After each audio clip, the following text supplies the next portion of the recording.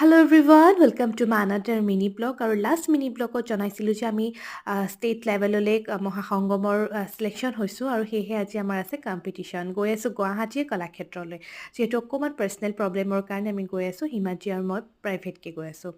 তাৰ পাছত গৈ পালোঁগৈ কলাক্ষেত্ৰ আৰু অলৰেডি প্ৰগ্ৰেম ষ্টাৰ্ট হৈ গৈছিলে আৰু মই মেকআপ লৈ ল'লোঁ, কাৰণ মেকআপটো বহুত বেছি ইম্পৰ্টেণ্ট হয়, সেইখিনি ছোৱালী চবেই জানেই। আৰু গোটেই কলাক্ষেত্ৰৰ পৰিৱেশটো একদম বিহু বিহু লাগি গৈছিলে, বহাগ বুলি ফিল আহি গৈছিলে।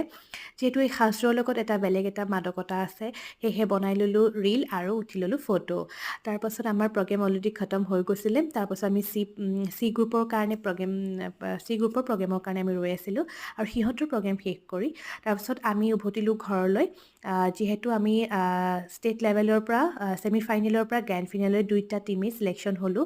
তো নেক্সট মিনি ব্লগত আপোনালোকক দেখুৱাম গ্ৰেণ্ড ফিনালে ৰাউণ্ডসমূহ। তো আজিলৈ ইমানেই, বাই।